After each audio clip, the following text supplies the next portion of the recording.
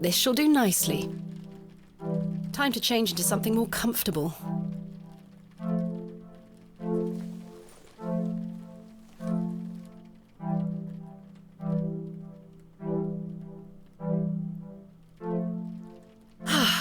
Much better.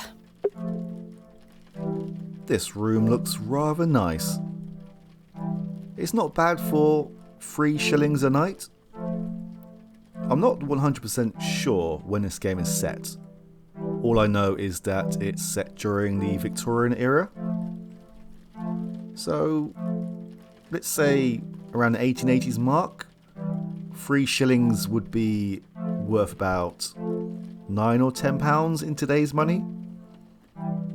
Now, trying to find a room this size for £10 a night in this day and age would be impossible. So let's make the most of it. Complementary matches. Useful. There's only one match left, though. A decrepit set of drawers. Jammed shut. The wood must have warped over the years. A painting of surprising quality. It portrays a rocky outcrop overlooking a vast moor, perhaps a local landmark. I don't want to take the painting with me. A decorative plate depicting a goat. I don't wish to take it. Why not? I want to take it, and I'm in charge. No doubt the mattress is stuffed with itchy straw. I do feel tired after the trip, but my meeting with Mr. Shoulder must take priority. A sturdy-looking thing, useful to many a weary traveller. I've stored my case in there, a box within a box. The wardrobe looks old, perhaps 100 years or more in age. I've hung my dress inside. Aside from that, the wardrobe is empty. A jug of water for drinking or washing. This may come in handy. An empty bowl has been provided for washing. I don't wish to carry the bowl around with me. You can wear it on your head. The door to my room.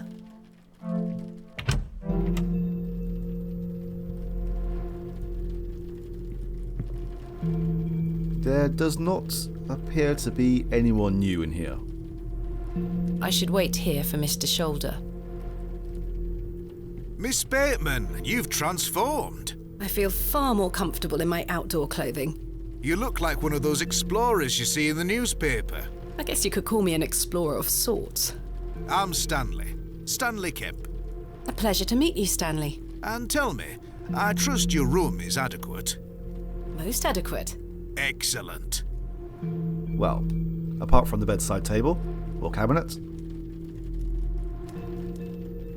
Has Mr. Shoulder arrived yet? Still haven't seen head nor tail of him, Miss Bateman. What can you tell me about Mr. Shoulder? Aye, he's a quiet fellow. He only comes here to check his post. Yes, I've been corresponding with him using this address. Have you now? You found yourself an admirer. Not quite. What business do you have with old Leonard, then? We've been telling the truth so far. There's no point turning back now. Well, if you must know, I am what some people call a barrow digger. A what? A barrow digger. What in God's name is that? Are you familiar with tumuli? Afraid not. Barrow is another word for tumulus, or tumuli in the plural. A profoundly interesting subject. You've lost me. I excavate ancient burial sites looking for relics. A barrow is traditionally a circular mound of raised earth enclosing a burial chamber. Oh, aye? You're a grave robber. I am no such thing. Don't worry, lass. I've met all sorts in here over the years. I won't tell anyone. I assure you, my goal is more noble than petty grave robbery. What sort of relics do you find, then? Gold? Silver? Bones?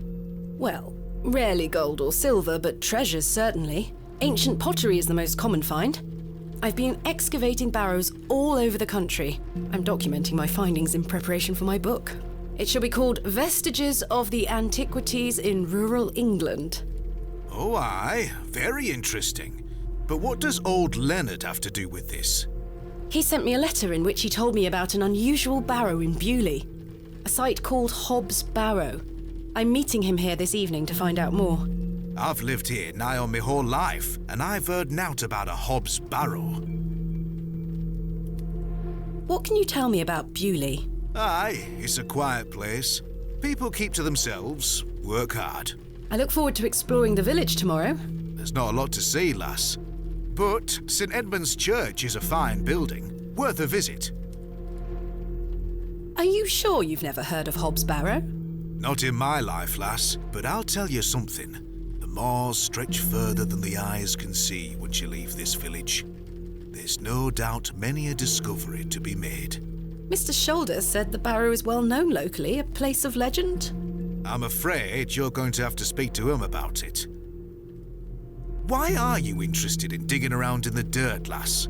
Haven't you better things to do with your time?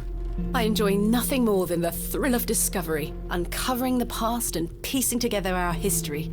I inherited this passion from my father. Oh, a barrow digger too, eh? Indeed. He would take me with him on excavations as a child. Does he still come with you now, on your own adventures? I'm afraid my father's been bedbound by illness for many years. Oh, I am sorry to hear that, lass. Thank you, Mr. Kemp. He is well looked after at a private hospital. Tell me about yourself, Mr. Kemp. Well, I've been the proprietor of this inn for the last 16 years. I worked as a drover all over the country in my younger days. Saved up my coin and bought this place. It's a fine inn. Thank you. I often run short of ale, but my rooms are rarely full. We don't get many outsiders wanting to stay overnight here in Bewley. Thanks for your time. As you were. Still no sign of Mr. Shoulder. Now, I was wrong with my assumption that this game is based in Yorkshire. This game is actually based in Derbyshire. But I will go more into that in another video. For now, let's talk to the old man. A curmudgeonly looking old fellow. Curmudgeon is a word that is rarely used these days, unfortunately. Hello, sir. Right, Do you know a Mr. Leonard Shoulder? you're not local. You've come on that bloody train, haven't you? Bewley's going to dogs. My name is Thomasina Bateman, and you are... None of your business, lass. Where's your husband? None of your business, sir. Ha!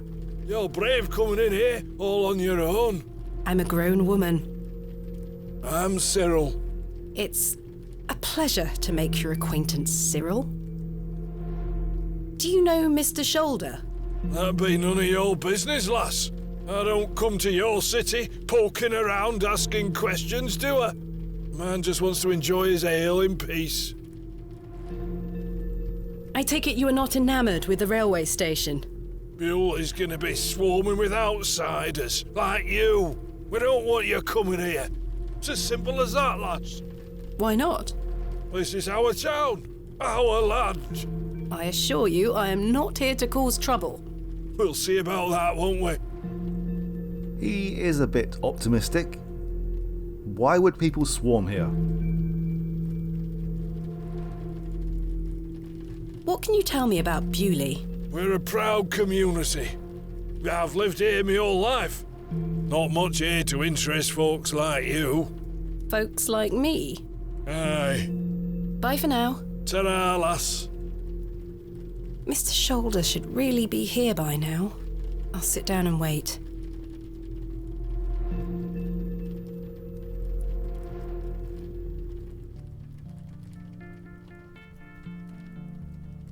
Where on earth is he? What a waste of time this is turning out to be.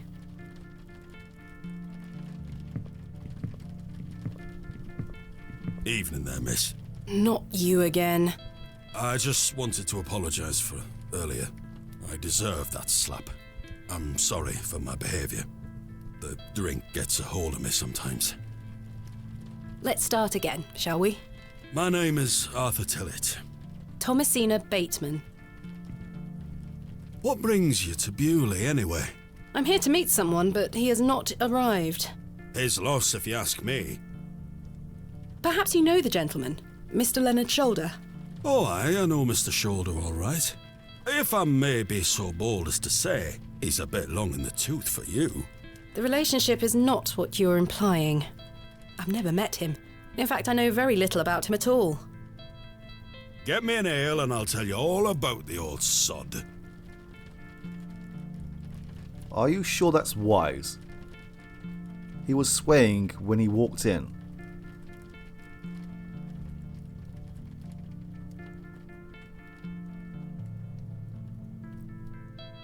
But he is offering information for a drink, so what could go wrong? One ale, coming right up. Thank you very much, Miss Bateman. Then I'll tell you all about old Leonard Shoulder. The man looks thoroughly inebriated. Maybe there will be things that could go wrong? Please, Miss Bateman, an ale to wet me whistle. Then I'll tell you all about old Leonard. Ah well, it's too late now. How can I help you? A tankard of your finest ale, Mr. Kemp.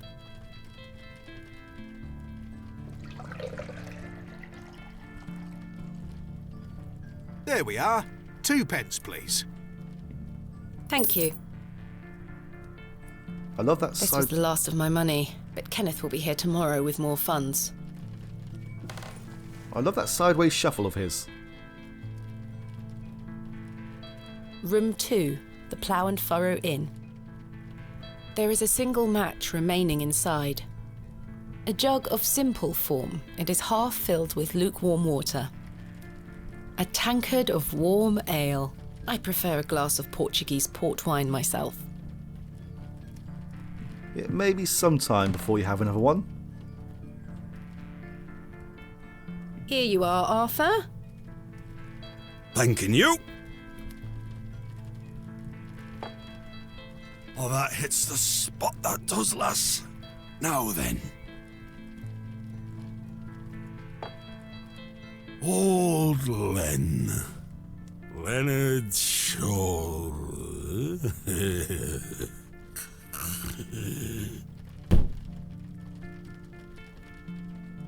Arthur? Mr. Tillett? Oh, for heaven's sake! The man is in a drunken stupor. After one drink too many, Arthur Tillett has passed out. Mr. Tillett? He's not dead, just very drunk. I would still like to hear what he has to say about Mr. Shoulder. Maybe some water to the face will wake him up.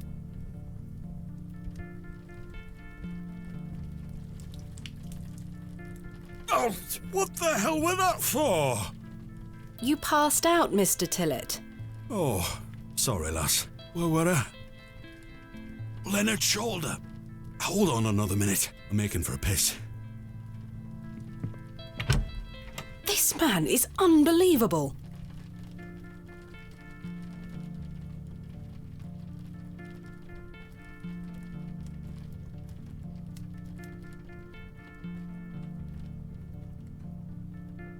It feels like an hour has passed. Perhaps I should go in there and check on him. Are you sure that's wise? Miss Bateman? My apologies. The ladies are closed due to faulty plumbing. You'll have to use the gents. Lovely. Mr. Tillett? This feels rather creepy. Maybe that is because of the music. The door leads back to the bar. I must investigate further. Where did Mr. Tillett go? The mirror is coated in a thick layer of grime. The mirror is coated in a thick layer of grime. Some excavations are best left to others. I certainly won't be cleaning the mirror. There's no fresh water in there. The jug is empty. The water is brown, quite ghastly. The water looks highly questionable. I ought to keep my hands out of it. These look modern. I'm surprised. I would rather not get any closer. The smell of urine is nauseating. Is Mr. Tillett in there? Mr. Tillett? Mr. Tillett, are you in there?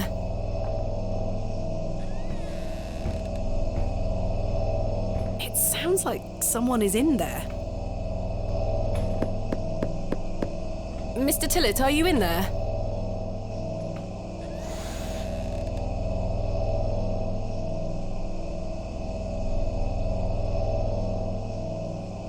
Well, you're not Mr. Tillett. How do you know? It could be witchcraft. The mangy thing is fast asleep. I'd rather not touch it. The thing stinks to high heaven. I can see it's still raining out there. I can't reach the window from down here. A cold draft is leaking in from under the door. This leads outside.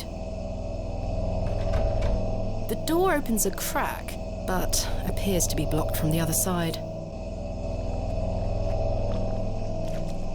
I think I can hear someone moving around. Mr. Tillett? Arthur, are you out there? Judging from the draft coming from below, this door must lead outside. I should investigate further. Of course. I hope that was mud that we heard outside.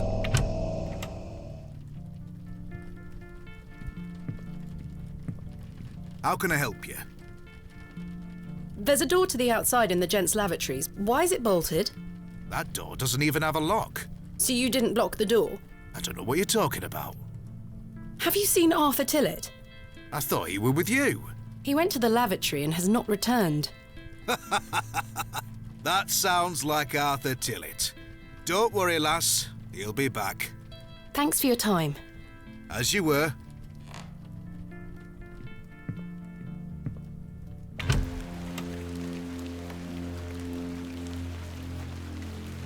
Excuse me, sir.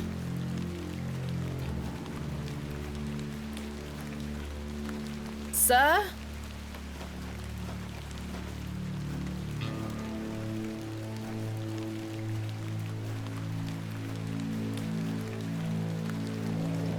The old man has disappeared into the darkness. I'd best turn back to the inn. That definitely was not Arthur. A humble local dwelling. I don't wish to go knocking door to door.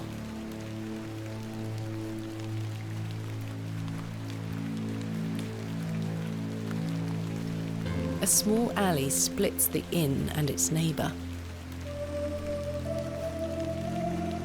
A single glove is lying in the mud. A pearly white gent's glove. It's certainly unlike anything Mr. Tillett was wearing. It seems rather out of place here. Peculiar.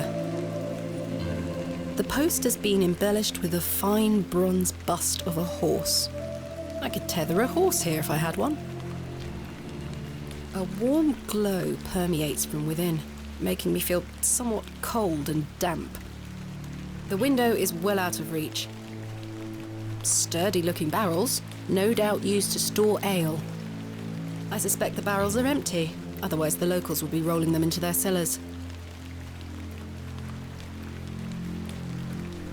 It's the small window to the lavatories. Surely Mr. Tillett could not have squeezed through that gap. I can't reach the window from down here. You can always use a barrel. A beam of wood is propped up against the door, barring it closed from the outside. Someone has wedged the door shut. Mr. Tillett. Why would he have done that?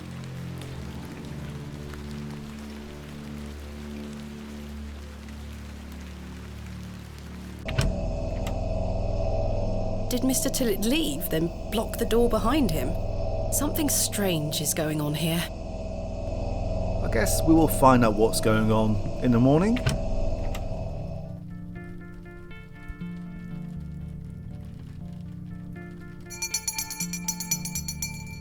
Last orders. I should get some sleep. Finding the missing men of Bewley shall have to wait for tomorrow. That sounds like a good plan to me. At least we have one clue to go on. A fine white glove, gents style. I found it in the alleyway behind the plough and furrow.